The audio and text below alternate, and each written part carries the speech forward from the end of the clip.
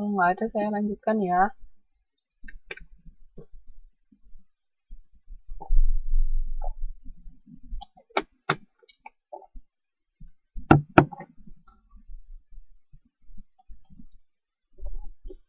Terus sekarang kita bicara tentang laporan perubahan modal.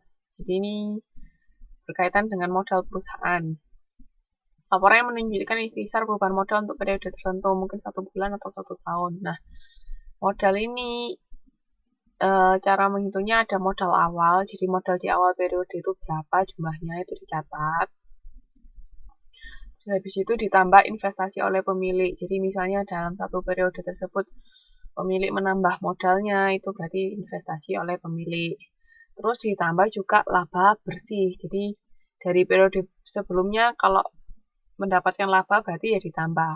Itu untuk penambahan modal. Terus habis itu dikurangi pengambilan oleh pemilik atau yang namanya privo. Ini tadi itu pengambilan untuk kepentingan pribadi pemilik, namanya privo, itu bisa mengurangi modal. Jadi ini dikurangi modal.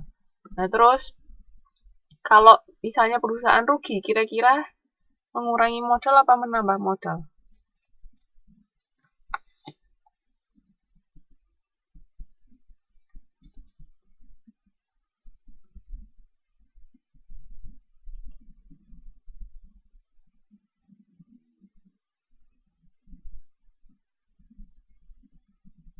Mengurangi.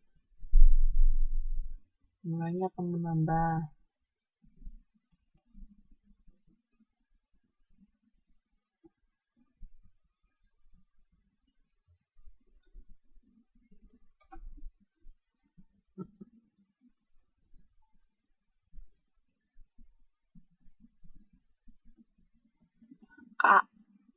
Kalau misalnya perusahaan itu rugi, itu akan menambah modal apa mengurangi modal?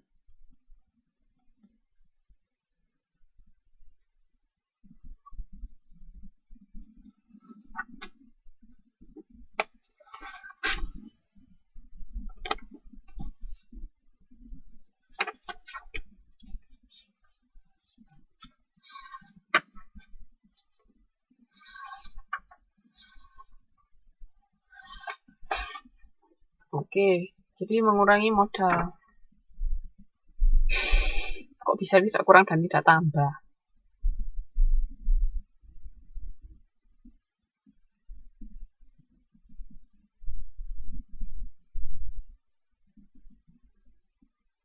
Bahasa Jawa Toro. Maksudnya, Mbak? Ini siapa yang nggak bisa ngelihat presentasi ya?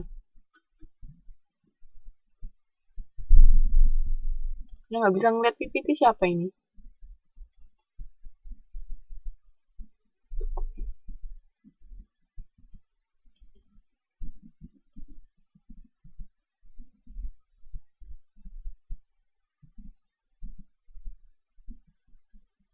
Ini Mbak Fani ini nggak bisa dengar.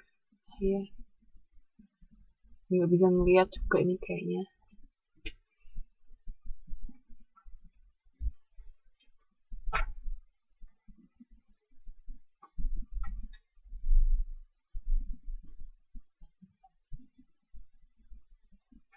Kalau ada pajak, kalau pajak itu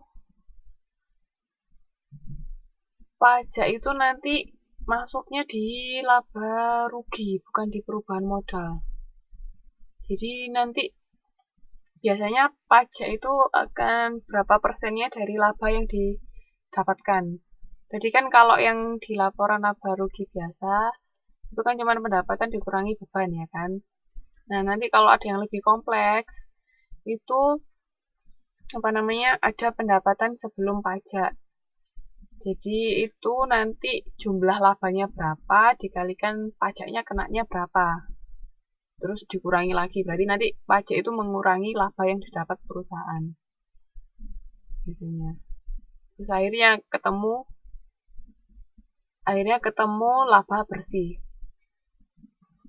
Nggak dimasukkan ke beban, Mbak. Itu nanti setelah tahu misalnya dapat laba berapa, baru kena pajak. Jadi pajak yang dikenakan itu dari jumlah laba bersihnya berapa, terus dikalikan persentasenya itu. Terus nanti mengurangi laba sebelum pajak, baru ketemu laba bersih. Nanti seperti itu. Paham, Mbak?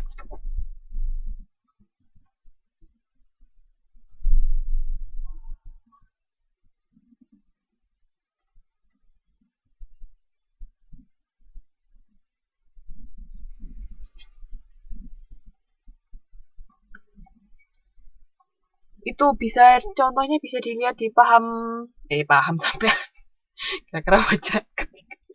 Bisa dilihat di halaman 4.53. Mas Supianto nggak bisa dengar. Oke, semoga cepat sembuh.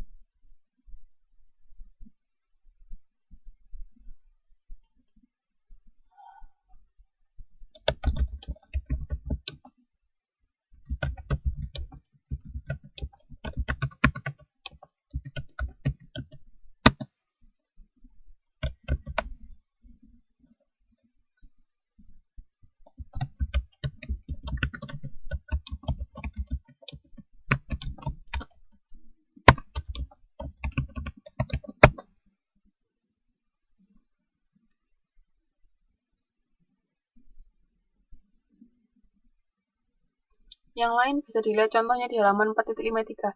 Pajak itu biasanya jumlah yang dikenakan berbeda tergantung berapa besarnya penghasilan, berapa besarnya laba yang didapat. Tapi biasanya sudah ada peraturan dari pemerintah, misalnya kalau penghasilan labanya sekian itu kena pajaknya berapa. Labanya sekian kena pajaknya berapa. Nah, untuk pastinya untuk sekarang berapa itu saya kurang tahu karena biasanya peraturan pajak itu hampir setiap tahun bisa berubah. Jadi kalau pengen tahu berapa bisa dilihat undang-undang perpajakan. Jadi tiap perusahaan bisa berbeda jumlah pajak yang dibayar.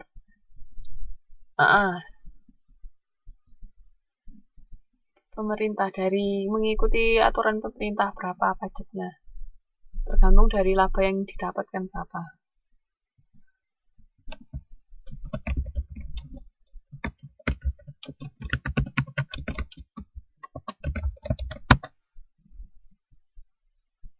Ini kita bahas laporan perubahan modal, Mbak Sumiati.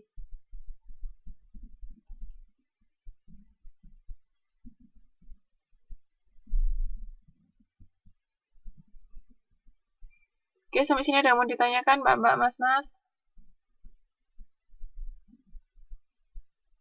Jadi kalau yang mau tahu tadi sebelum pajak itu bisa dilihat di halaman 4.53. Nah, jadi situ kan ada pendapatan, terus ada biaya usaha, ketemu laba usaha, terus ada juga biaya non usaha. Pendapatan non usaha atau biaya non usaha. Terus ketemu laba bersih sebelum pajak. Nah, di situ dikurangi pajaknya berapa tergantung dari laba yang diperoleh. Baru ketemu benar-benar laba bersih terakhirnya perusahaan itu berapa. Seperti itu. Oke, ada yang mau ditanyakan sampai sini?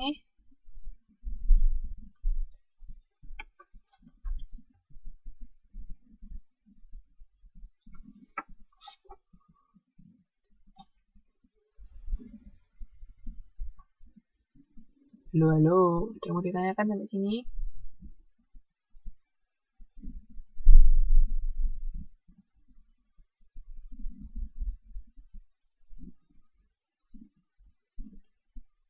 Ini Mas, siapa namanya? Mas Supianto masih nggak bisa dengar, tah?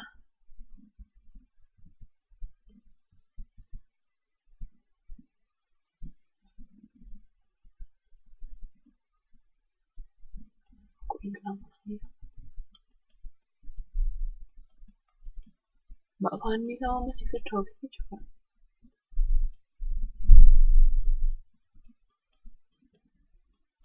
Oh, sudah bisa dengar. Mas Supianto udah bisa dengar ya?